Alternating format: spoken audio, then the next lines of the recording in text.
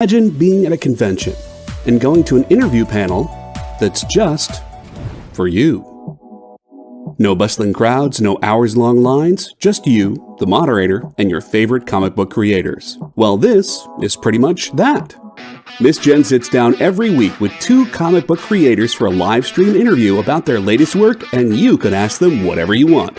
It's Talking Shop, Mondays at 5 Eastern on The Experience, Comic Culture and Sales.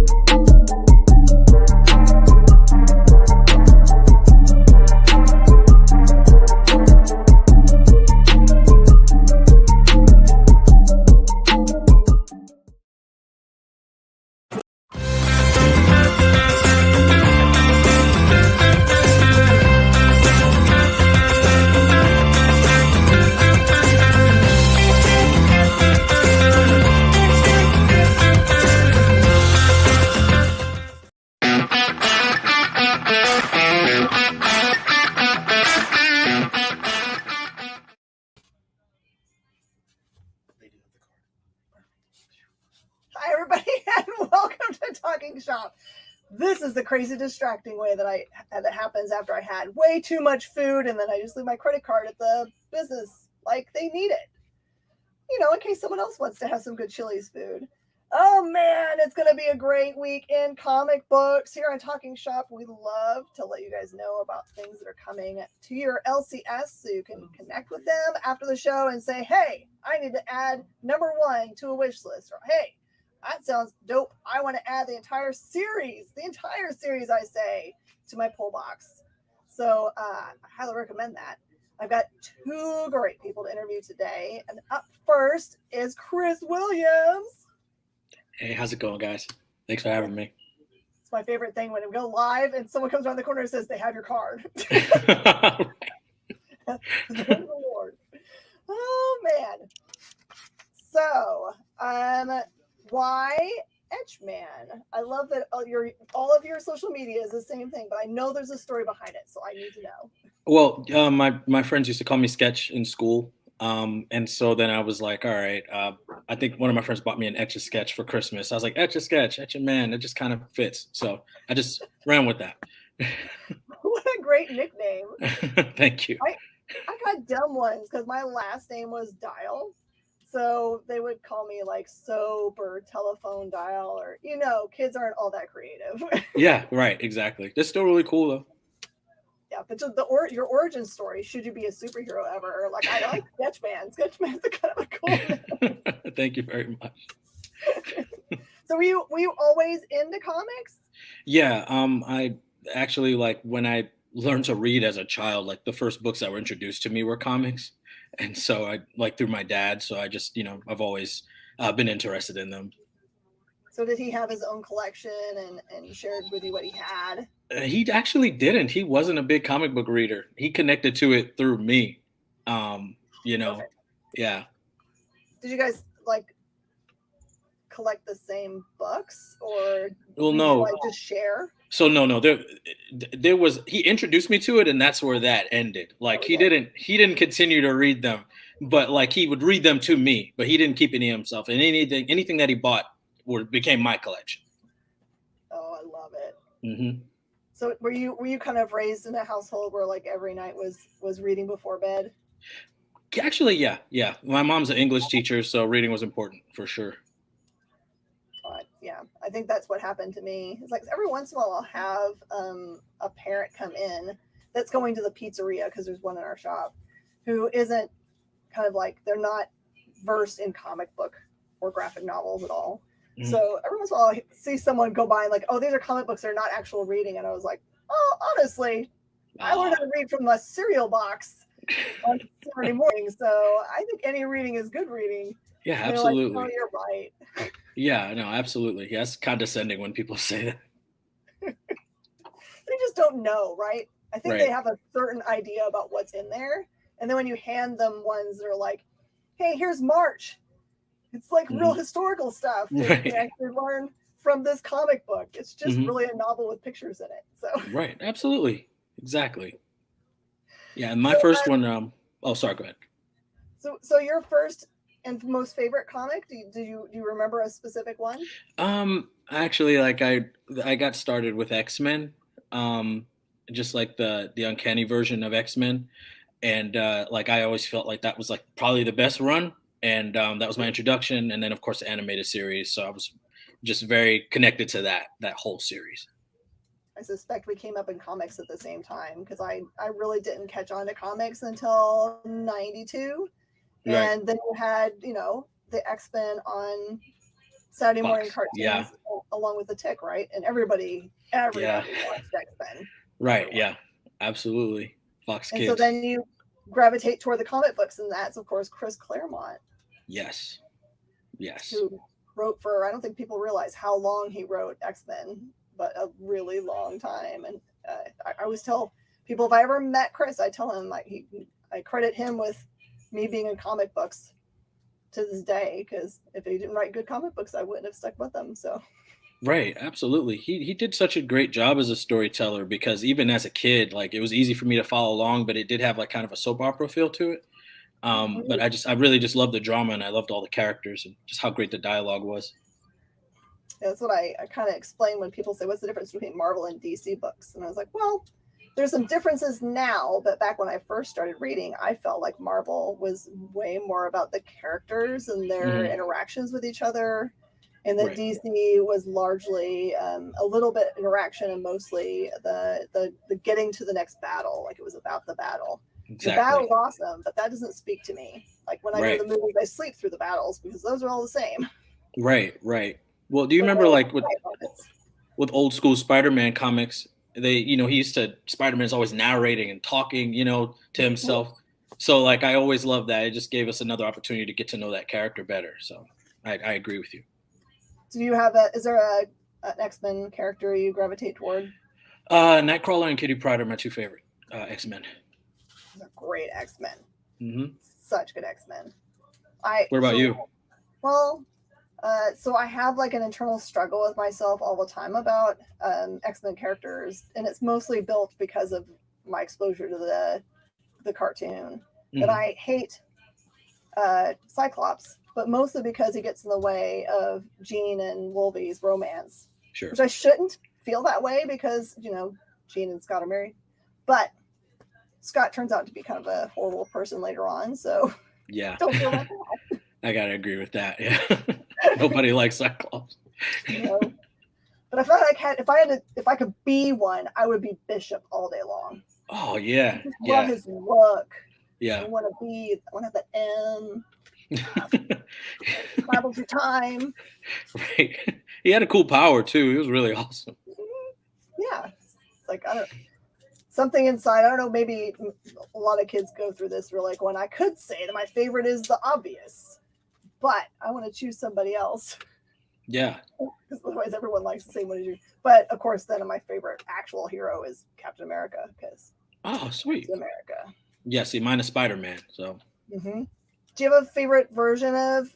Is it Pete? It was always Peter, and then of course the last few years it's become Miles Morales. But I still love them. It's kind of interchangeable, but I love both of those characters. I love them together so much. Yeah, they do work well together. Definitely. Yeah, I hear that we're gonna get that Peter back again, because he's such a broken Peter, and that's what I like about him. It's just like, doesn't matter what universe, he's got problems. He's gonna overcome them, and we can identify with that. Are we getting him back as like an adult, or is he going to be still a teenager? I think as that the kind of like the I got broken up with, I'm eating way too much pizza, Peter. Oh, okay, gotcha. Yeah.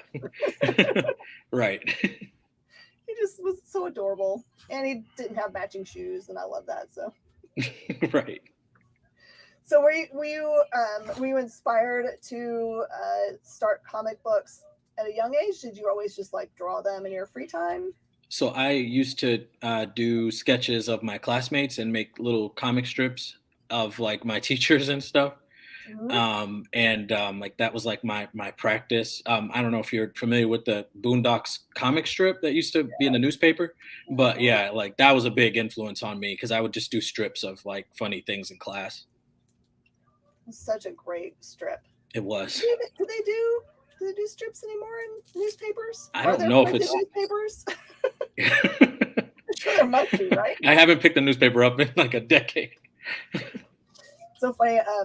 I eat breakfast every morning with the same group of people at a bagel place, but they're all retired. They're like, I'm like the young kid in the group. But I love it because one of them always carries the paper. Like he's always got it folded, and I always ask him why he takes the newspaper because he says that he doesn't like the newspaper because he doesn't agree with the politics of that newspaper. But he's like, I like looking at the obituaries to see if I'm there. Oh, that's rough. He turned 89 today, so be fair. Okay. Hey, William K. Holland's on. Hey, Will. He says the Boondocks was a great strip, but I think the comics stopped a few years ago. Okay. Boo. All right, let's talk about Esoteric, because looks to be like, I like that you've gone to a place where anyone can pick it up, because I'm all about the all ages, even if it's not called all ages, if it's accessible to everybody. So Absolutely. What drove the story for you? Well, I knew I wanted to make a generational story, or a story about generational curses, but like more of a legacy story. And I wanted it to be involved. I wanted it to involve superheroes, and then I thought like I wanted it to be like a parent-child kind of relationship, but it didn't necessarily need to be a father and son dynamic. And so I was like, all right, I want to make a mother-daughter story involving, but maybe the superhero stuff is more of the backdrop. And it was just important to me to tell like more of a family story, but with all of this, epic history behind them. So are both your main characters, do they both have abilities? Or? Yes. Yeah. So in my story, the characters with powers are called extraordinaries, and the mother was a former hero, and so her daughter has inherited abilities as well. And how old is the daughter? Right. So she's 16. 16. Oh wow. She's trying to figure out who she is in more than one way. Right. Absolutely. So did you? I love talking to writers about how they figure out where they're gonna to set their things. Did you choose a setting that was familiar to you, like where you live, or somewhere exotic? So I went with like, I'm here in Charlotte, and so it's kind of like I kind of merged Charlotte. I'm from Brooklyn, so we had water there, so I kind of merged the two, and so I just call it Queen City, but it's kind of a combination of both Brooklyn and Charlotte.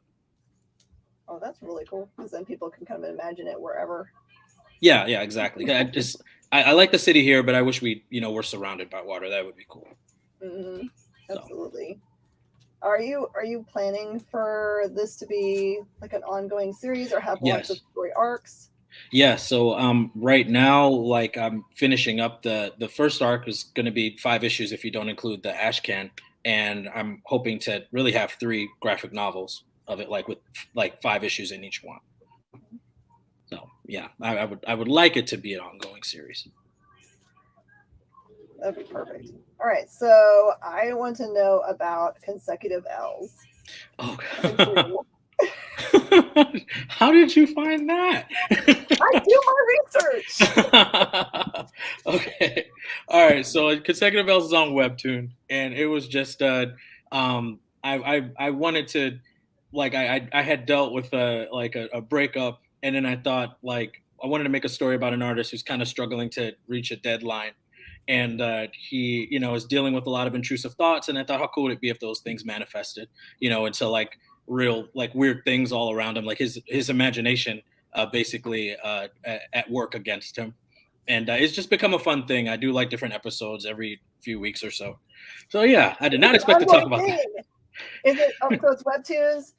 Is it part of a Patreon, or is it just Webtoon is just like that. It's just a free webcomic platform. It's like a scrollable, so it just gave me an opportunity to work on a project in between projects. It's just something for me, But yeah, it's 3 episodes up on there right now, and it's a free service. So I love it. So is it a labor of love for you, or yeah, do you just do you think you'd ever put it together in a print at some point, or is this just I like I working through emotions? I think I will, like, as I do a lot of Comic Con, so I wanted to eventually have it in print so that way I could have it on the table, and it's just more personal to me. It's a lot more me in that, because I can't relate as much to my teenage character in Soltaic, and so I was like, I really just want to do something where I could put more of myself in this. So Where the name Soltaic come from? oh, my headphone fell out. Okay, so it was this long process of trying to figure out a title for the book. And at a certain point, my publisher was asking me, we were like, let's zero in on what her powers are. She does have electric powers, but she's fueled by the sun. And so we started looking up different phrases like voltaic. And then my editor's son was in the background just listening to our conversation when we were on a Zoom call. And he was like, Soul, what about Soul Tag? He just kind of yelled it out. And we are like, oh, that sounds really awesome. And it's got a mystical vibe. And I can call her Soul for short. And we just ran with that. I think it's perfect because now you've got a word that no one else really uses. Exactly. It only be associated with your character. Yeah, and that's say what it is. Yeah, that's the first thing people say. They're definitely like, oh, I've never heard of that before. So I'm like, all right, we'll go with that. It's part of the hardest, for me, it feels like the hardest thing for naming comic books, because the name of a book can make or break it sometimes. Because I can think of lots of series that the book is amazing, but I can't get anyone to buy it because the title is just so not there. Right, yeah. So you've done well. Well, thank you. I appreciate that. It was not an overnight thing. It took us like maybe 3 months to lock a name down. So yeah. All right. And now it's going to seem like my creeper, but I see that you like Community. Yeah, I'm a big fan of Community. Yeah, that's my favorite sitcom. Yeah, it's my favorite sitcom. Yep, 6 seasons in the movie.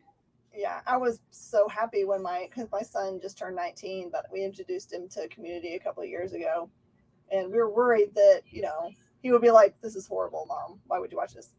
But he also obsessively watches it, so it's all good. Okay. No, it's great. Yeah, it's such a ridiculous premise. It's only like one step off from being Seinfeld. It's like, what's this about? Random people in a community. At least they have more of a premise. They're not just sitting around a diner, This is true. How about there's a study group that was formed because a guy wanted to hit on a girl? Basically, okay. Yeah. Good luck with this. So Will's got a question for you. There are so many characters that have electric-based abilities. How does your character use them in a creative way? So that is a great question, Will. Thank you. So she can kind of what she does with other than just having electricity and the way that her powers work with the sun is like the electricity is really the base. I don't really want to spoil everything she'll be able to do, but she can feel that energy in others as well. So, oh wow, I started hearing myself. But like she can sense that energy in others as well, and kind of she can almost kind of understand animals to a certain extent because of them communicating on an electromagnetic wavelength. So she could do like different unique things with different forms of energy. I think that's a brilliant thing because we are electrical beings. That the premise of the Matrix isn't we could never generate that much electricity. We're not that good of a battery, but right. But there's a reason why our bodies have metal in them, and people don't think about it that way. It's like we have to have iron. Exactly. Our blood, so. But thank you for that question. Will's an awesome guy. He used to live locally, and he's moved to Kentucky. But he is a creator himself, and does a couple cool characters. One's called the Pencil Ninja. Will's just the sweetest person ever. That's so. Awesome. We miss having him around, but we're glad that he interacts with us this way. So. So are you working on any other comic projects that might be I'm always forming ideas and making terrible ones as I go, just planning things out. I need to know a bad one. Go. I had a time travel story I was working on for a while. I might revisit it. But again, it's more me. And sometimes it's like the more things feel like me, the harder it is for me to really sell it to people. So, but if you take like a teenage girl and her mom, it's like, all right, cool. It's got nothing to do with me. But yeah, like I'm kind of like ironing out like a premise to something right now. Nice. Hmm. So how do you like working with Scout? I really Richard Rivera, who's a teddy bear. Richard is a funny guy. Like he's been like I've learned a lot from him. This is like my first published work, so I've learned a lot from him just about like just design and just getting a book done. And he definitely does not pull punches with like pushing you, to where you need to get. And that's really just helped my work. It's helped me get to where I needed to be. So like I think that's I think if anyone's trying to get into the industry, you should just be prepared for the work. It's not as simple as just getting something out there. But yeah, he's been great. Scout has been great. They've been very supportive for the book for sure. So you said that you spend a lot of time going to conventions. Which have you been to, and which ones do you like the most? Oh man, so here in Charlotte we have Heroes Con. I've done that almost every year for like the last 4 or 5 years. That's probably my favorite because I don't have to drive far. But I've also done Pensacola Con. That one was a lot of fun. Wizard World. I've done a few of those.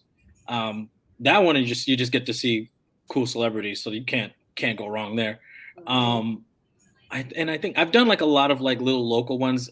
I've done a few in Chicago. I did like I guess a MegaCon, I guess it's called.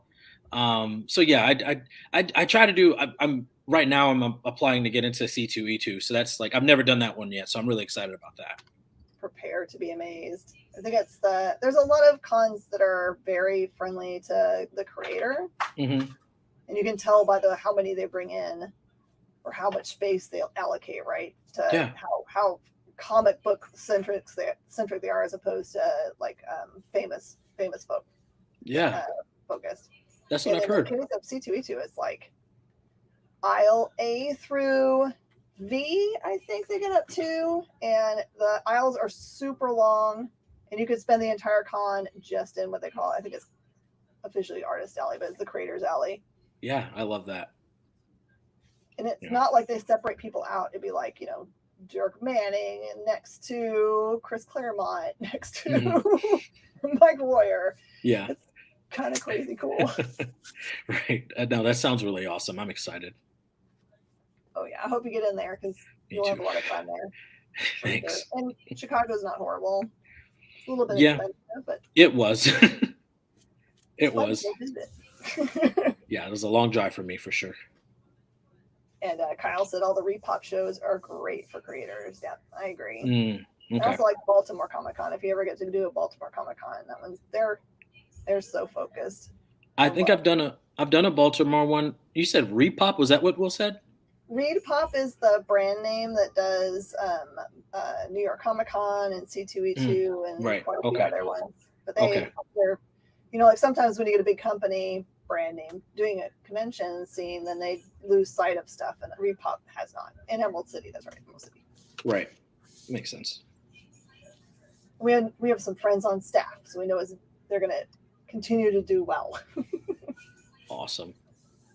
Yeah, I've done an Emerald City one before. Emerald City is the one I have not gotten to. I want to go so badly, but can't do them all. Will says he's hoping for Cadets Con 2022. Hopefully we'll get to do it in person. My store does an in-store convention, which we've had to do virtually, of course, for the last 2 years. So usually we invite Will. Where are you guys located? We're right above Houston proper. So when people say that they're going to Houston, they're flying into Houston, they'll come visit me. I'm like, not unless you're on your way to Dallas. It's pretty far north. Okay. Oh, goodness. So do you know, is it this week is the release date for the number 1? Is that what everyone should be putting on their pull list? Yes, it's the 9th, I believe. Wednesday, I think. All right, so just so everybody is aware, it is a Scoot Scout product. So if you go and look for it at your LCS, it could be either in their main stacks, or if they have a separate section that's designed for all ages, it may be there. So don't freak out if you don't see it in the one spot. And I do highly recommend calling up and pre-putting it on a wish list, or put it on your pull. It helps your LCS a lot to know how many copies they're going to expect to need for it. And they like helping you because they're your LCS, right? Chris, do you have a favorite LCS? Where's yours? Well, I mean, we've got Heroes Aren't Hard to Find out here. You know, so like that, and Rebel Comics for sure. Rebel. Mm-hmm. It's like everyone kind of has multiple shops they go to, but usually they have a home one. So I like everyone to have their shout out time. Right. Yeah. Those two are both here in Charlotte. So do you get to go sign there? Oh, well, I'm signing at Rebel on Wednesday. So perfection. Yeah. Mm-hmm. Easy load in and load out. Exactly. Are there any like variants of the covers that people might want to try to hunt down? So there are 2 covers that are out. There's one that's titled Surge Punch, which is Harper with her mask on. Yeah, that's the Surge Punch cover. And then there's the main cover. Oh, sorry, there's 3. There's one where we have it. It looks more like a Disney release. It kind of looks like a VHS tape with her on it. And the main one is just Harper without her mask on, holding like an energy ball in her hand. But the Surge Punch one is like her with her mask on. It's probably my favorite one. It looks the most dynamic. So her name, Harper, is that Harper Harris? By somebody you know? Nope. I just was like, I wanted to have like the same initials, first and last name, and I just thought it sounded adorable. So I was like, Harper Harris. You know, sounds innocent. Wait, are you doing the Stan Lee naming scheme? Yeah. I definitely went cliche with it for sure. There's a reason why it's there. It's easy to remember their names. Exactly. Well, all right. We're toward the end of our interview time. You want to tell everyone where they should follow you on social media to keep up with all the things you're up to? So, as you said earlier, like Etch and Man, don't forget the N between Etch and Man. And I am across Twitter, TikTok, Insta, Facebook, same name, Etch and Man, across all of them. Brilliant. Yeah, the problem is when you choose something and then there's one of those you can't use it for. Thank you so much, Chris. I hope you have a great signing on Wednesday. I know the book will be well received, and I look forward to getting to read all of the issues. I'm super excited about it. Thank you so much. Thank you for having me. I hope your storm isn't too bad. Stay safe out there. Thank you. All right, everybody, stay tuned. After the break, we've got another awesome interview. This is with Austin Janowski. We'll see them in just a second.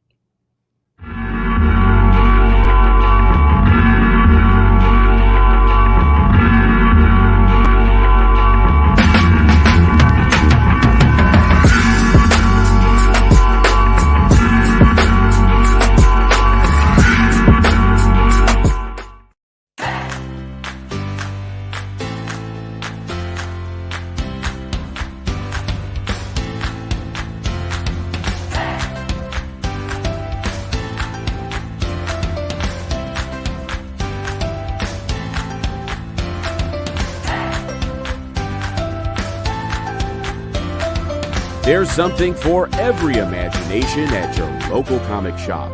Visit comicshoplocator.com to find a store near you. They say it, and it's true, that everything is getting faster. You're not getting any younger, and time is the single resource that you can never get back or get any more of.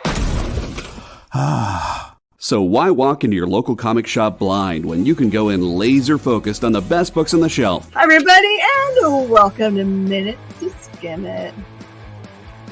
Yeah! Spend 1 hour with Miss Jen and Bean, and they'll give you rapid-fire reviews of all the new comics hitting stores. Spend less time shopping and more time reading. This is Provenance of Secrets. This is The Heathens. I read Wolverine number 17. Minute to Skim It, every Tuesday at 7 Eastern, 4 Pacific, on The Experience, Comic Culture and Sales.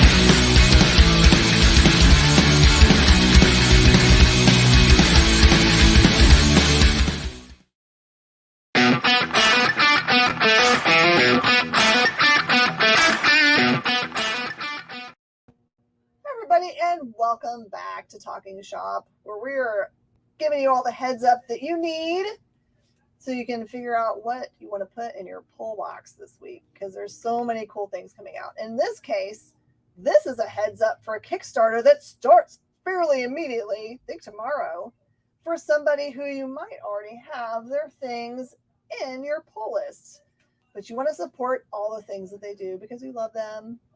All right, everyone, welcome Austin Janowski. Hi. Oh man, I should have put on my hoodie. Then we could have been hoodie buddies. Oh, sorry. Yeah, this is my Cusco-topia.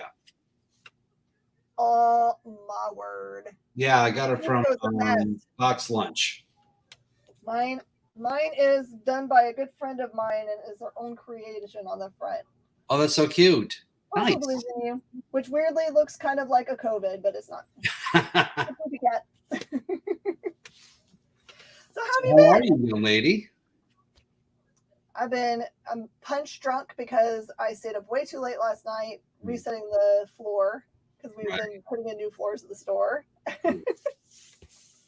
Good And times. it's only going to get worse because my husband just flew away to North Dakota, which means he knows I'm going to stay up all night watching Forensic Files and playing with my comic books. No rest for the weary, right? Do you sleep well, or are you like I am? Are you an insomniac? I can sleep good most of the time. My wife, she's been up in Georgia because of her dad, and then we just were on a cruise and came back last night. So we completely decompressed. She's already back up in Georgia. So yeah, I sleep better when she's here, but for the most part, I try to plan accordingly. I'm not one of those things where you 2 minutes, you fall asleep. That's not me. So I have to I prepare and do things accordingly so I can get my 6 or 8 hours. Do you have to read to go to bed, or do you have some other kind of warm milk or? I'll look at my phone, but then I'll be reading stuff, and reading kind of really just gets the brain squared away. And then, I can go ahead and go to sleep. Or if worse comes to worse, I'll do melatonin and do all that, depending on how busy the day's been. I heard a rumor that you shouldn't look at screens before bed because it messes up your ability to sleep well. But I don't know if that's I don't know if you could tell people now in our society that only look at screens. They shouldn't look at screens before bed. Yeah, well, I've heard that right before bed, you're looking at it and you try to sleep because your brain's still trying to process. Mm-hmm. So for me, I'm not really watching things. I'm playing games on my phone, and now I'll read something to kind of get the dreams started going. You know what I mean? Get the creative stuff moving. That's You're not looking at crazy Twitter where everyone's trying to punch each other in the nose. I've never been into Twitter. I don't fully understand Twitter. I just know that people are mean on there. So I only learned what Twitter, what the function of Twitter is when I went on I fasted Facebook for a month just because I was I'm only going to learn another platform if I don't use the one I'm on. And so then I finally understood how the connection is. It's just trying to understand Instagram or the other ones. Instagram, it's really about just pictures. It's not about that's nice. Telling a Pictures. story or here's a picture of my kids. Yeah, I agree. So, but social media is so important to us right now, especially right now. You're launching a Kickstarter, so you're all about social media. Yeah.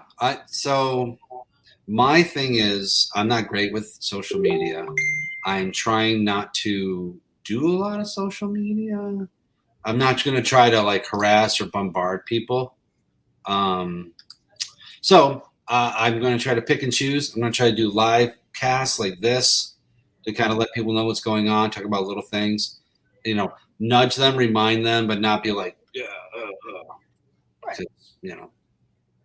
Facebook and all that will just eat it up and toss it away, and no one will see it anyway. So I think your social media is being successful because am I right in assuming it's associated with Stanley?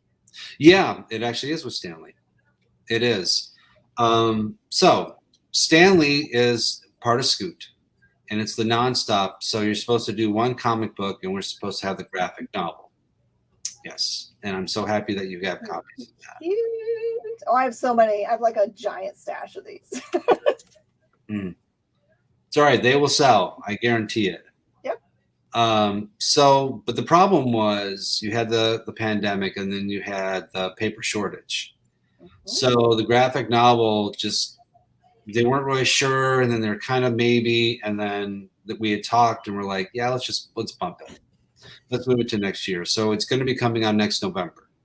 This does a couple of things. One, it gives people, paper printers, time to catch up. One, two, Sherman Schuster has a lot of time to not only put it on their website, but to promote it, which is very important too. And third, it gives us time to really do a good ramp up, really good promotion to November and the holiday season. But what I wanted to do was, I've got people asking me, what's going on? I don't want to wait that long. Or I have kids that read a comic book, like, I want the next one. So we're doing the next 24 pages of the story. And that's what the Kickstarter really is all about. Perfect. Because originally I had thought about doing it just per issue, but then I moved into the nonstop. So I had the covers already set up for, the next 24 pages. So there you go. We'll have the comic starting tomorrow, Kickstarter for 30 days. And next 24 pages, we got some really nice covers. We have one by Juan Pablo, who's the series artist, Stanley on a Train, Escaping. I've got a retro comic book. This was a actual character sketch from my first artist way when I first starting the series about 10 or so years ago. So we made that into a cover. And then made by Nate. He does a lot of stuff for Comics Tom, a lot of the Dr. Seuss. He did a Home Alone homage cover. So, That's going to be awesome. Yeah. So we're excited. And so this way people can kind of get the next, stories, and they can get more involved if they bought one. If they haven't bought the one, we are going to be working with Scout directly so they can get one in the add-on section to go with the Kickstarter too. So this does two things. It gets more sold on their end, and we can push like stores who have already had stuff ordered if they want to go ahead and get the Kickstarter. This way they got 1 and 2, and this gets them ready because we'll have the books out by June, July, and that's when the solicitations for previews for the graphic novels will be out. So hopefully, it's a good matchup. Yeah, that's what we're trying to do. You didn't intend Stanley to be a holiday book, right? He just happens to be a snowman. No, it was supposed to be a holiday book. That was the whole thing. Okay. Yeah, the original idea was dealing with the commercialism that was happening. All the buy, presents, big, small, you have one more, right? And then all the family traditions that seem to be pushed by the wayside. You know what I mean? So that was kind of the story, and that's why Jenny is so passionate about her family traditions, because they're very important to her. Whereas the other parts, the other people of the family, they're really all about, they want the presents. They like the go someplace, and they like to travel. They want to do different things, and it's all about stuff. So yeah, originally that's kind of what the concept was. This is anti-commercialism. No, not so much. No. It's finding the balance between the two. You know what I mean? A lot of people show their they have to show their love for their family members by buying them things instead of doing things with them. You can buy presents and then enjoy the experience and doing things with them while opening presents, or while going on a trip, or while doing things. It's fallen into, it's either like an either or, whereas this story is kind of like both. It ends up showing both sides and how it's good on both ends and how it can work together. Perfect. Mm-hmm. So is your 26 pages, is it comic book bound or square bound? It's going to be 28 pages, 24 story, and then we'll have at the end we've got kind of a breakdown of my personal traditions when I was growing up and different things like that. So you get to find out a little bit about me and stuff that I did when I was a kid and what I'm doing as an adult. So about 20 pages. Yeah, it'll be a self-stitched comic book. Mm-hmm. Your favorite Christmas present ever? Oh, I was 7 years old and I got a lightsaber. Yes. Yeah. So the story is, saw the film 5-6 times, loved it. And that's what I wanted. I wanted the lightsaber. And I remember waking up at 2:30 in the morning, and I had a Darth Vader storybook in my bed. Parents thinking, oh, this is going to keep them from going anywhere. Nay. So I did that. I crept out of the room, walked down the stairs, stepping on all the parts don't creak, because as a kid, you know that. And then we were on a corner lot with a street light. I lived in upstate New York, a lot of snow. So it was very kind of, magical, whatever, trees right there. And I'm just hoping and waiting and hoping, and the literally was right there. I'm opening up, and it's all reverently, and I'm like this. And it turned on, it lit up. It was just the best Christmas ever. Yeah. Lightsaber. Okay, so which color lightsaber? Because that's important. It was the yellow kind. Yeah, it was the yellow one. It was the Luke Skywalker one. Yep. Mm-hmm. That's awesome. Yeah. I actually think the first ones didn't have really, honestly, like colors. Because I can remember them being kind of like white. Yeah, first it was white, and then you could choose either red or yellow, and then the ones after that, because mine broke because I lightsaber too hard. They came with a red, a green, and a yellow. Little circles that you could put into the lightsaber. You had to and put it in. So yeah, I got that. That was my second lightsaber. I don't remember that, because I mean that's. I wish they did that now, because that's kind of the lore of the lightsaber, right? You have to go to the cave of whatever's and pick out your crystal. Mm-hmm. That's your destiny. That takes the kind of color that your lightsaber is going to be. I had, when The Empire Strikes Back came out, I literally had every figure, and I mean the ones from like the subscription box when it first started, to every toy, and I bought all myself from Chores, and I had them reverently all over my room and whatnot. Yeah. And then Were you a person that opened your figures, or were you a closed figure person? No. Because we didn't know about keeping them in the box. We opened them up. Now I had the big, like Matchbox thing, and I had the little, put them in there, and I had a little cloth underneath each one to keep them soft. And I was pristine. I kept them pristine for like a few years. And then like neighborhood kids started playing with them. We started playing with them, and I just got into it, and they got destroyed. I still have I've got my Darth Vader TIE Fighter. I've got that still. I have a land speeder. I still have that. And I have the original from the subscription box. I've got Luke, and I've got C-3PO, and I have R2-D2 still. And I got a couple other figures. Yeah. So was this subscription box, was that the one that has the telescoping lightsaber? No, this was one. Okay, so you got these like cardboard or wooden like discs or dollars or whatever, and you put them in, and you mailed them out, and you got part of the fan group, whatever. Mm-hmm. And they sent you back these 4 figures. It was Luke, Leia, R2-D2, C-3PO. That was before they were in stores or anything like that. Oh yeah. Yeah. I don't know what version, when they released the ones that have. I guess that they were like early on. They had the ones. I mean, they always had the ones that were like in their arms, right? Right. But there was at one point one that was supposed to be like a double telescoping one, because they always had the one that's like they would push it out. But there was like another little thing they would pull forward. Yeah, I only had the pushing ones. I didn't have the telescope one. That would have been really cool. I wonder where those are from. I wonder if those are like Palatoys or something. Yeah. I'm still able to figure it out. I've been collecting a long time. Yeah, I'm not sure. Yeah, I kind of fell out by the wayside by the, Return of the Jedi, unfortunately.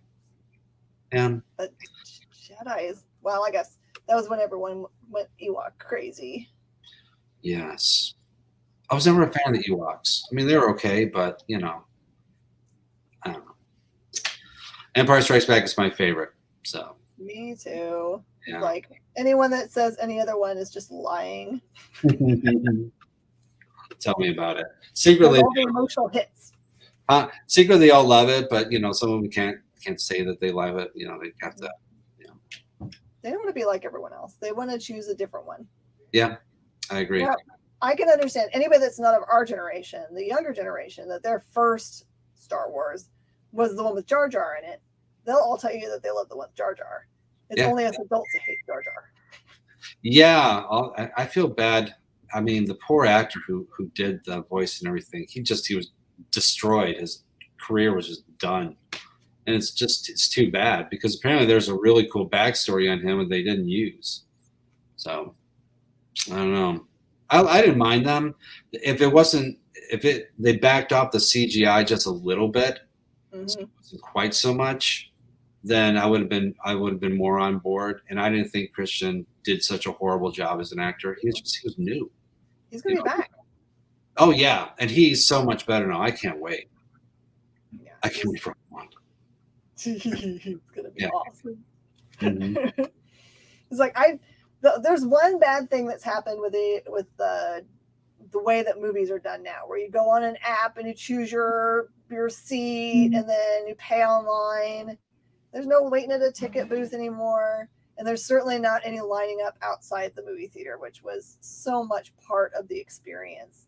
I think we've lost something now. Well, we have. I mean, you remember being at Star Wars in the theater, and the whole theater just blew up with the lights and the explosion and everything, and it was that magical moment.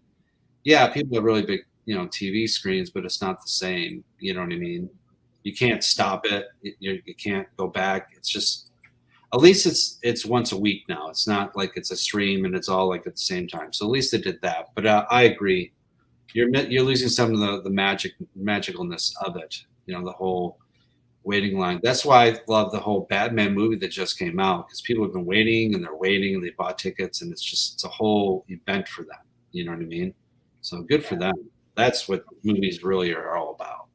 I was so thrilled. Like in the first, I'm not going to say the first couple of minutes because he doesn't start doing it until a little bit later, but certainly within the first 15 minutes when Batman actually does some detectioning. Yeah. I was totally sold. Yeah. Yep, I agree. They did a good thing, and people can say what they want or like or not like. Just be thankful that you have this. Like we tell like the younger, they complain about the films. Like, man, we dreamt for years to try to get here. Now it's just everything's there's just so much good stuff. I can't complain about nothing. There's some things I don't necessarily will like as much, like the Eternals. It wasn't bad. It wasn't great. Just I liked it. I'm thankful for it. I never turn any with these superhero films. I never say there's a really bad superhero. I don't, because again, since 10 years old, I was waiting for to be able to see that stuff done properly. So. All right, never mind then. Okay, so I've got a question for you because you have a unique perspective on this. Yeah. As someone who has worked on the other side of the screen, does it affect how you enjoy or take in movies? Do you just like look for the acting flaws from the screen, or like the camera angles? Do you get to enjoy it for just film's sake? There are some things that I watch specifically because the cinematography looks amazing. The story might not be as great, but it's filmed so pretty. The color palettes are amazing, or the sound or the music scores are really good. I'll watch it for specific aspects of things that I think are really neat. I like to watch. So one, because I like to enjoy it, but also to try to figure out how they're doing it and if it's something I might be able to incorporate down the road. Yeah, I'm always learning now while I'm watching these big budget films and these small films and the way they go about making them, the thought process behind why. There are some things that I'm like, oh yeah. You see the little mistakes really a lot faster. You don't really notice it unless you get really soaked in. But yeah, there's something like, oh yeah. And then you just move on. It's just, it is what it is. But yeah, I try to, with my critical eye, I can appreciate films, good and bad, because I know how hard it is to make one. And then you see some they don't really try at all. And you're just like, how did you get a budget for that? But whatever. So I have friends that act, but they don't like watching themselves act. Mm-hmm. Are you okay with watching yourself on screen? Yeah, it's okay. Because it's funny, because I'll watch something, then I'll be like, oh, I should have done that a little bit differently. Like, oh, that's a good choice. I like that choice. Or, wow, you look fat. You know. No. So watch your angles. That's not a flattering outfit for you, sir. Yeah, let's try not to do that again. Or, well, you look bad, but that's the character, so whatever. No, I don't. It was weird in the beginning. I've been lucky enough to do a few things to be able to watch, so now it's just kind of neat. And like I said, with me, the critical eye, trying to figure out, okay, if I like something or not like something, all right, I won't do that again, or I'll do that something a little bit differently, and that can help me with my next performance, hopefully. Do you find yourself getting cast for a specific kind of role just because of your appearance? Do you get So apparently, I can't play a really bad guy because I have too nice of a face. But those are the scary bad guys. Yeah, so I was in a horror film called Share or Die, and I was supposed to play a really, really horrible guy. And then I did the switch when my daughter got kidnapped. I had to save the day, so I had a change of heart. And I remember the critics and this guy Austin Janowski, God, it was such a horrible story, thing for him and turning bad. And you can tell he's such a really nice guy. And he was uncomfortable playing that role. I said, yeah, that's true. I tried, but I did some horrible things. So I played the dad types. I can do grumpy really well. I gave a lot of grumpy roles. What does grumpy look like? What's a face? That's perfect. Smirk. Yeah. Mm-hmm. Okay. Sure. And then kind of just, but yeah, that's kind of it so far. Like the dad roles. I've been told I can be the everyman. I have a good facial expression, so I can kind of do things. Yeah, so that's kind of like what I've done most part is either dads or grumpy. I'm just thinking. I'm just going to put it out there. There probably are way more paying roles for dads or grumpy guys than there are for leading men. Just saying. Yeah. Oh, I've accepted long ago that I'm not a leading guy. I thoroughly love the fact I'm a character actor, and that can actually create interesting characters and my takes on what the script is trying to do. Yeah, I have no problem with that whatsoever. I know me. I'm good with me. If I get a lead in a role, it's specifically because of my type and what I do. So I don't have to worry about taking my shirt off or having any sort of steamy scenes and everything like that, unless it's for comedy. There you go. Yeah. That's one.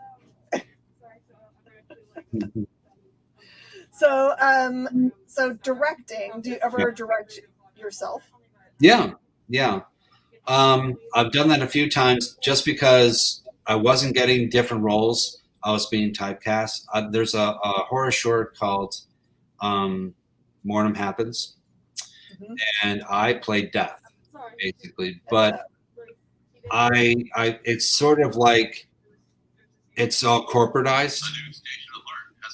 Well, thank you. News station alert. Oh, wow. Nice. So I have people come in, and I basically go, okay, fill out your form. I look at your past history. All right, I need to know, make a choice of how you want to die. And then next 24 hours, you're going to die. Nice. What do you mean? Well, you're going to die. I just want to make sure it's not, if it's horribly traumatic, then you're going to be a ghost. You won't be able to go up or down. So this way, it's more efficient. Yeah, everyone knows what's going to happen. It is what it is. It's just bam, bam, bam. That's what the movie was about. That's awesome. So where are you with Divine Retribution? What is happening for the series? Well, the director's cut was through previews, and then Second Sight had problems with the paper shortage, and they put things on hold, and they're trying to get things in stores again for this year. I guess June it's coming out. I don't know. Yeah, it's this way for every single publisher, that everyone's jockeying for paper big time, and they're just printing whenever they can get the paper. Like the release dates for most things are just kind of like, it's going to come out when it comes out. Yeah. Now so Divine is an actual series, and we have 5 issues. It's all the art's done, and we're ready to start launching this. But I wanted to introduce the director's cut, and then so I think the way it's going, we'll just push it off till we'll solicit maybe in November, and then we'll start early next 2023. This way we can do it every 6 weeks or every 2 months, depending on if paper is right there. So we'll do 5 issues. Hopefully people will love it. And then we can do another story arc, another 5 issues. We already have that set up if we can go that far. So that would be great. yeah. Last minute or so, you want to share what the Kickstarter name is so people can go hunt it down? Yeah, I have it right here, and I'm going to click on it. So it's called Stanley the Snowman, issue number 2, Operation Save the Holidays. Stanley's awakened and finds out that Jenny and her family are leaving him behind for the holidays. What will Jenny and Stanley do? So that's what the next 24 pages will be. Now, we've got some really neat rewards like stickers. We're going to have it. So I did layouts for the artists. So you can get the layout, you can get the book along with a signed page of the script. The books themselves, we're doing metal covers because some collectors wanted that. So that's available for people that are interested. And that will be for the regular cover and for the retro cover. And then we've got mini prints and all sorts of good stuff. So yeah. Kyle says, are we allowed to share the link that you sent? Yeah, absolutely. Yeah, Perfect. please do. Just making sure that wasn't a backdoor link. Yeah, it's a preview link, but if people want to look and then they can kind of do whatever, make suggestions, it's fine. Perfect. Or if you want to see something, that's fine too. I'll just make my one request for Stanley. I would like plushies. So I have a person that can do knitted Stanleys. And plushies would be very interesting too. We'll see. With the add-ons, we are going to have a few things and maybe some stretch goals also that I don't want to that's got to be a surprise. But for those who have Stanley or don't have the other covers, like the Dr. Seuss's, whatever, those will be available in the add-ons too. And Nate, who did the covers for those, he is willing to sign them for free. We are going to offer remarks. If people want to do remarks, it's like $10 or $20 or something like that in the add-ons. And I know Nate will do remarks on the covers for like $25, which is cheap. Yeah. So yeah. It's true. Mm-hmm. All right, everybody. So here's your call to action. Go sign up for the Kickstarter and at least put the remind me link. So when it goes live, you guys can be the first in the room. And there is something to be said for supporting one early because it pushes that up in the stuff that's viewable. So you're actually supporting someone extra if you do that. So yeah, and for those of you on here that do back it, mentioned Miss Jen's store, and if we can get the people that stores that do a bunch, and I'm sure there's going to be a bunch from here, we're going to send some exclusive covers for you. Ooh, perfect. Yeah. Yeah, just name drop Miss Jen. That'll work. All right. Just put it in the message, Miss Jen. So perfect. Thank you so much, Austin. Thanks for making the time to come and talk with us. We appreciate you so much. Thank you so much for having me. It's so nice to see you. It was meant to be popping up on my feed today. So all right, I'll see you soon. Bye, everyone. Bye. All right, everybody. We'll see you next time for Talking Shop.